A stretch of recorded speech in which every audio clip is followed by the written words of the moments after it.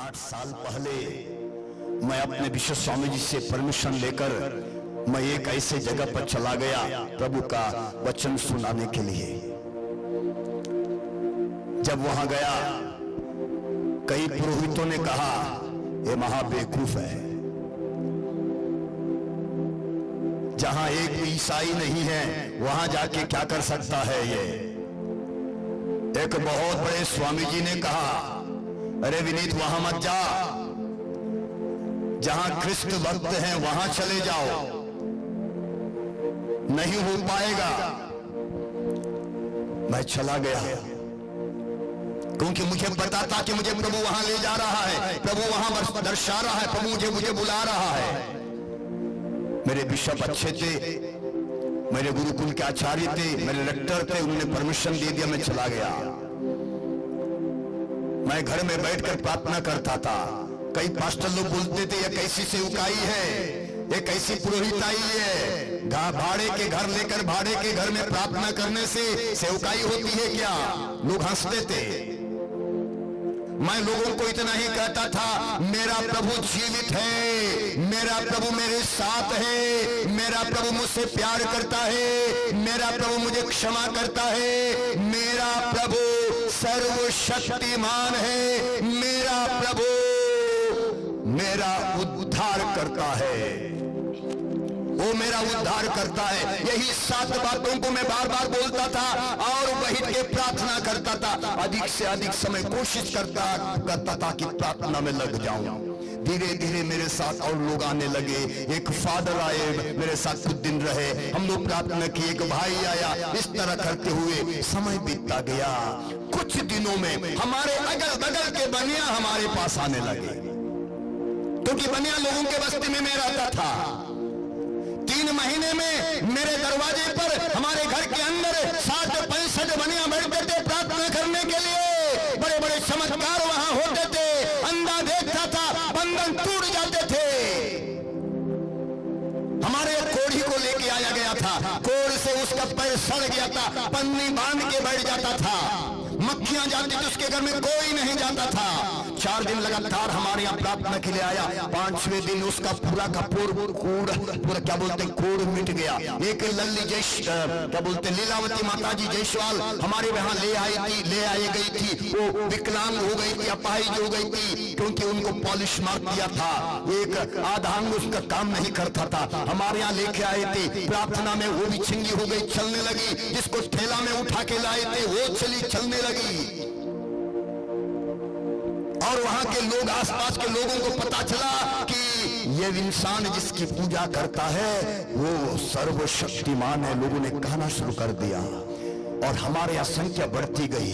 विरोध हुआ, जबरदस्त विरोध हुआ। मेरे घर के सामने धरना हुआ। लोग मुझे मारने के लिए आए, ढकेलने के लिए आए, सब बहुत कुछ किए, मुझे तलवा करके बंद किए, मुझे बहुत अपमानित किया। 3 बार पीटा भी गया। 2018 में नवंबर 14 तारीख को मेरे ऊपर हमला हुआ और पुलिस मुझे ही लेके गई। 25 घंटा जेल में बंद भी था। मैंने सोचा सब खत्म हो गया, क्योंकि मुझे जेल करने के लिए 2 साल के जेल के लिए लगे हुए, मगर मेरा परमेश्वर जीवित है। मेरा परमेश्वर चमत्कार करने वाला प्रभु है। उसने ऐसी बड़ी महिमा की, मुझे जेल जाने नहीं दिया।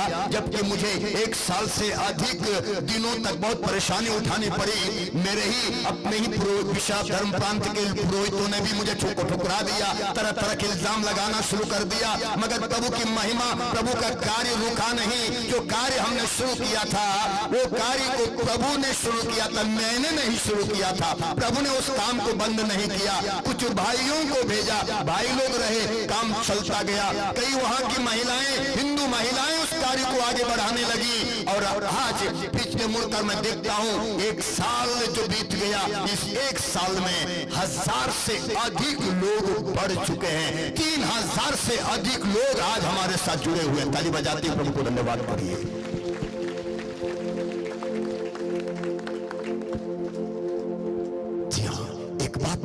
एक बात बात, यदि हम प्रभु को मानने वाले हैं, आप यहाँ पर हैं, एक एक व्यक्ति छोटे बच्चों से लेकर बड़े बुजुर्गों तक, ये बात को जानिए, जिस परमेश्वर की हम आराधना करते हैं, जिसकी उपासना करते हैं, वो जीवित है, वो जिंदा है।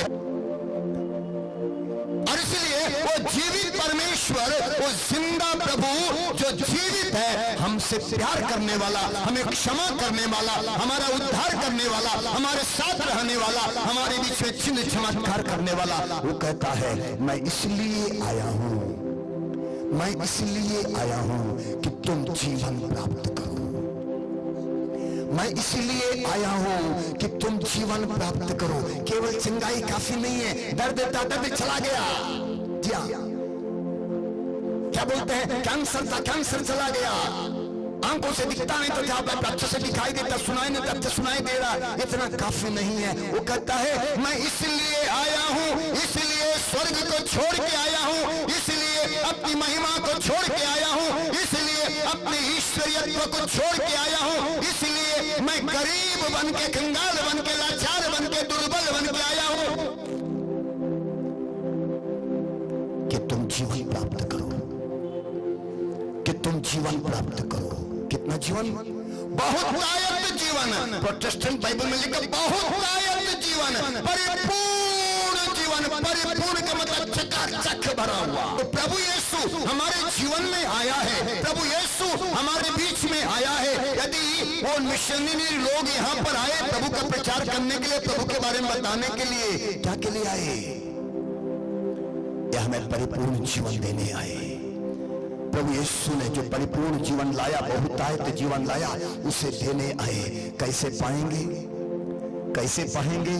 हमको यह विश्वास करना होगा, जिस प्रभु में हम विश्वास करते हैं, जिस प्रभु में हम विश्वास करते हैं, जिस प्रभु की हम आराधना करते हैं, जिस प्रभु की हम उपासना करते हैं, जिस प्रभु के पास हम आते हैं, वो प्रभु जीवित है, वो प्रभु हमारे साथ है, वो प्रभु हमसे प्यार करता है, वो प्रभु हमें क्षमा करता है, वो प्रभु हमारा उद्धार करता है, वो प्रभु हमें चंगा करता है, और वो प्रभु सर्वशक्तिमान है, उसके लिए कुछ भी असंभव नहीं है। Hallelujah, hallelujah, hallelujah, hallelujah, hallelujah, hallelujah. मेरे यहाँ एक दिन की बात थी, नए जगह पर जाने के बाद कुछ दिनों बाद, कुछ दिन में मतलब 1.5 महीना लगभग हो चुका था, एक दिन ऐसा था कि हमारे यहाँ खाने के लिए क्या बोलते हैं, अन्न की कमी थी। ये गवाही मैं हर जगह हर समय देता हूँ, जी हाँ। और मैंने क्या बोलते हैं, जब जो औरत जो बहन थी खाना बनाती थी, उसने कहा फादर जी खाना न, दोपहर के लिए चावल नहीं है और शाम के लिए आटा नहीं है। उसने कहा दोपहर के लिए एक मुट्ठी नहीं, शाम के लिए एक मुट्ठी आटा है, चावल बिल्कुल नहीं है।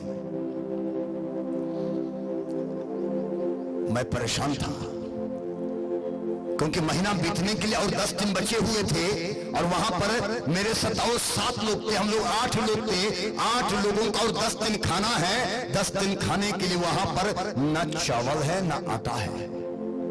कुछ सब्जी थी, आलू प्याज वगैरह खरीद के रखा हुआ था। नाश्ता का समय था, मैं प्रार्थना कर रहा था। मैंने प्रभु से यही कहा, प्रभु तूने 5 रोटियों से हजारों को खिला दिया, प्रभु तूने पानी को अंगुली में बदल दिया, प्रभु तू जीवित है, तूने वादा किया है संसार के अंत तक हमारे साथ रहने का। प्रभु जब खाना नहीं है मैं कहां जाऊंगा? बिशप के पास जा नहीं सकता, बिशप के पास जाएंगे तो डांट मिलेगी। किसी पुरोहित के पास जा नहीं सकता, कहां जाऊं? परदेश में हूं, यहां किसी को जानता भी नहीं हूं, किसके पास जाऊं? मैं प्रार्थना करके उठा भी नहीं, नाश्ता करके उठा भी, नाश्ता करते करते मैं प्रार्थना करता, आंसुओं के साथ प्रार्थना कर रहा था। उसी दौरान हमारे घर के सामने से एक गुप्ता जी की पत्नी बूढ़ी माता आई, वो भी एक बर्तन में आटा लेके आई, लगभग 1.5 किलो आटा लेके आई। वो रख के वो चली गई। उसके बाद कुछ ही मिनटों में एक व्यक्ति जो रास्ते से चल रहे थे, वो व्यक्ति हमारे यहाँ आए। उसने कहा जय मसीह की। उसने, मैंने कहा उनको जय मसीह की। उसने पूछा क्या यहाँ कलीसिया चलती है क्या? मैंने कहा पता नहीं। मैं आया हूं, प्रभु ने भेजा है, मैं आया हूं, प्रार्थना कर रहा हूं। वो वापस जाते समय वेदी पर 25 रुपये दान में डालते हुए चला गया। उस 25 रुपए में और 1 रुपया मैंने जोड़ा, 26 रुपया लेकर दुकान से जाकर मैंने चावल खरीदा। मोटा चावल 13 रुपया किलो में मिल रहा था 8 साल पहले। मैंने 2 किलो चावल लाया, वो 1.5 किलो आटा और चावल रखा, उसके ऊपर प्रार्थना किया। सोमवार का दिन था, दोपहर को खाना बना, शाम को खाना बना, मंगलवार को 3 बार का भोजन बन गया, बुधवार को 3 बार का भोजन बन गया, बृहस्पतिवार को 3 बार का भोजन बन गया। हम लोग 8 लोग खाते थे। शुक्रवार को सुबह नाश्ता बन गया और मैंने कहा शुक्रवार है, दोपहर को उपवास किया जाएगा। और मैं प्रार्थना के लिए एक जगह गया हुआ था। वहां प्रार्थना के बाद वहां के फादर जी ने मुझे 1000 रुपया दिया। बहुत खुशी से उस 1000 रुपया को लेके मैं वापस आया और जो बहन खाना बनाती थी उससे कहा, बहन 1000 रुपया मिला है, देखो क्या क्या खरीदना है बताओ। उस बहन ने कहा, फादर जी आटा और चावल बचा है।